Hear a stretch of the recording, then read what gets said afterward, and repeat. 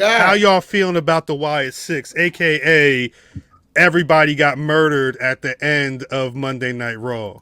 Rest in peace, Shorty G. I want that mask Nikki Cross is wearing.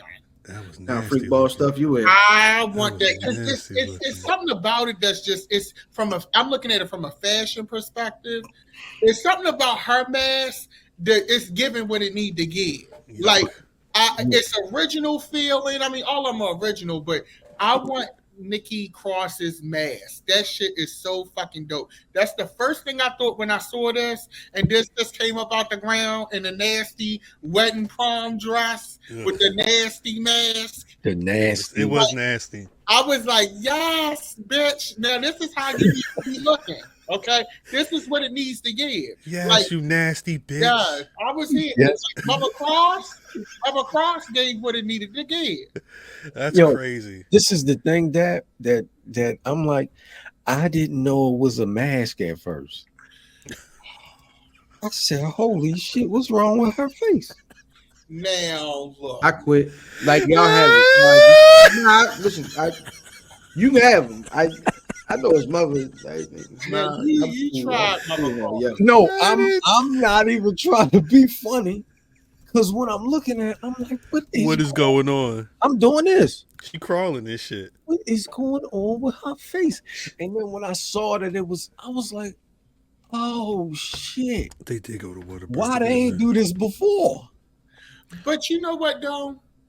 When I look at everybody that's in this, and I look at like Joe Gacy, it's a funny story. I saw Joe Gacy at WrestleMania 39, right? And funny story, real quick. I had managed a friend of mine. They had a suite in SoFi, so I went to go visit them. My seats, this is before I was BRP. My seats on the side, right? Right. And so I was trying to get back to my seats before night one started.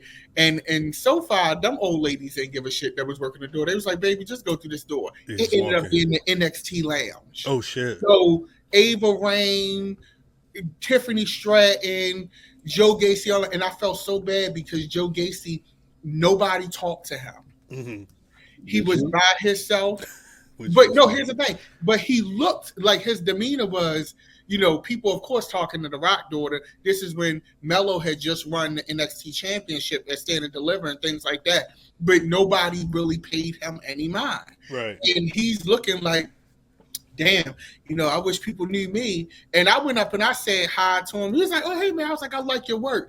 And then to see how they were tweaking his character before this crossover in NXT, he would just pop up randomly and do random shit. But then also, too, that's how Nikki Cross character was acting, too. Yes. All of this happened. All of these Dexter Loomis randomly showed up one time. So there is connective tissue in the storyline that I'm waiting to see how they explain this as weeks go on. Right. With the Wyatt Sicks. I think everybody that's in this needs this. I think everybody that's in this, it makes sense. Okay. And they said, because Marv Tooper chimed in and said Kofi and Woods left early, smart black men. From the one, I didn't read a lot. I didn't even check out who all was in the Wyatt Sicks. I had some ideas, definitely Nikki, but like, if you didn't know, I'll keep this was the squad out enjoying a burger after they killed everybody in Guerilla.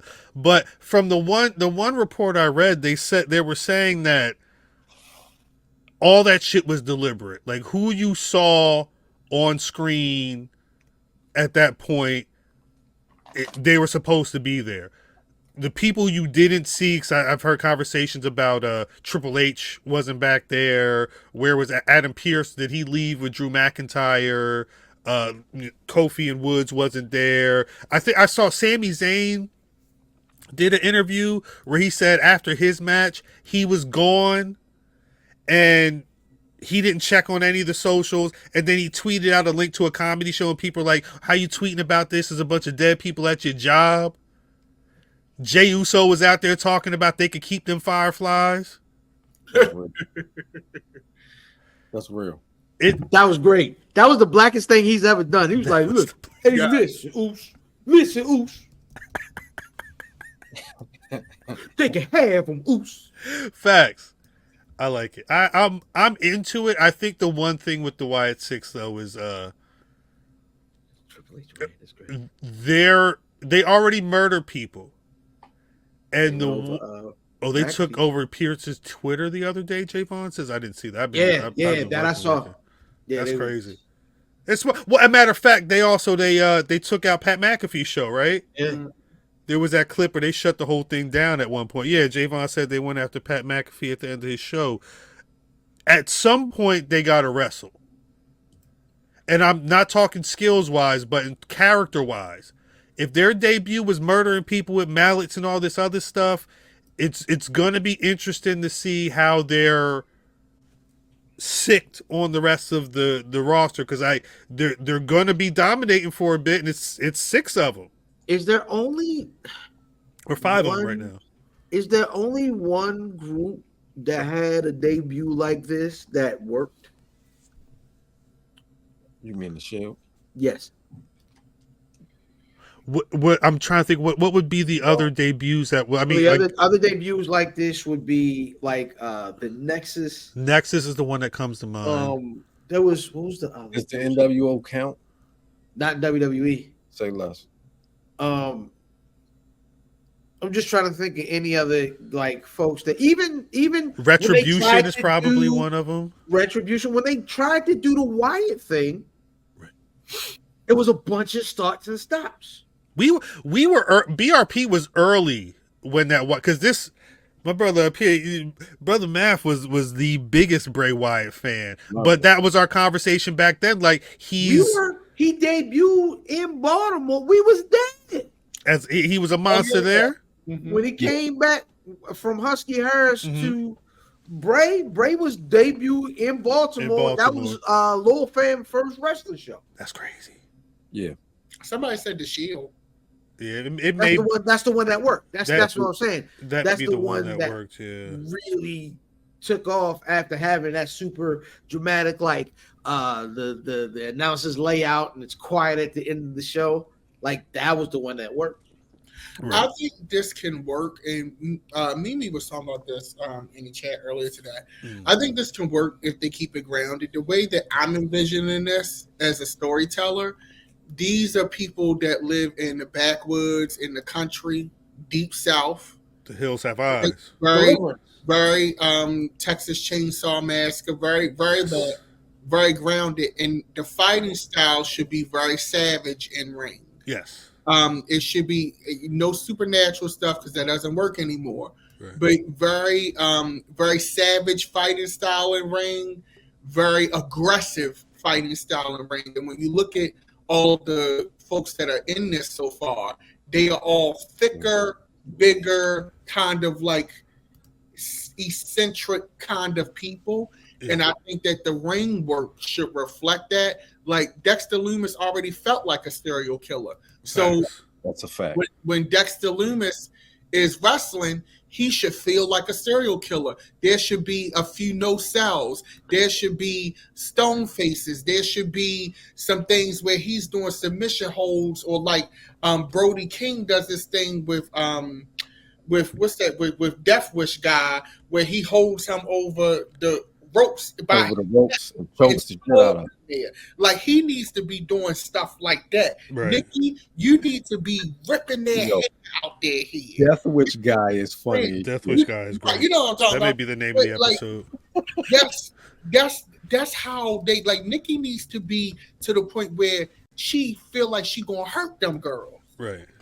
It's not cute. So if they deliver them in that Eric Rowan, he should be popping the shit out of people. Like it should be like my hand be so hard and he just like, boom, like you gotta I think they all should be in that arena. It should, every time they wrestle should be an event. Facts. It should be aggressive, and whoever they put them with needs to really be able to sell pain, agony, Like you gotta book this like you book it like a TV show, but with these types of characters, you have to make sure that they are booked. Yeah, they gotta be killers. Talent. Yeah, I think you can get away with the appearing out of thin air sometimes. Those things special too. Yeah.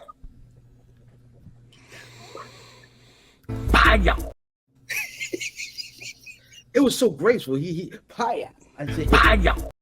man, we get the fuck out of here, man. I don't even think he was talking about hurting nobody. He You was know, like, I really. it was paya. They need to do it like that though. It's gotta be right. Like Nikki Cross, if you're gonna put a belt on her this time, But she was already good. I thought she was good. she was great. Until she wasn't. She's great. But Until with they ruined her. this character could be a menace. Yeah. Could This be. character Should with be. that mask, she could be she could be nasty. Look at her. Shawty looking. I mean, Yeah. shit. That's Pie. nasty. Pie. That's that pie. And no shade to Alexa Bliss, but Alexa Bliss worked with Bray. Mm-hmm. In this situation, I'm not sure I want to see Alexa Bliss. Never. That's interesting. If anything, Alexa Bliss needs to come into play with Nikki because they have history from the past. And Nikki say, "Bitch, you always thought you was better than me. I'ma show you." And that gets real nasty. She shouldn't talk. I think that's the thing. We don't no talking, but that's what the energy need to be. But again, we don't know what the Wyatt Six's aim is aside from killing a bunch of people in Guerilla. They may be trying to convert people. It could be a situation where she's like, "Hey, I feel you used to be down with the Force or whatever. Come down to the dark side." And she's like, "Nah, chill. I'm good over here." And that could be a whole beef just based off of that shared history or whatever. And Nikki being the new iteration of that or whatever. It makes sense. Damn, Peep says she'll never want to see Alexa. God Well, damn.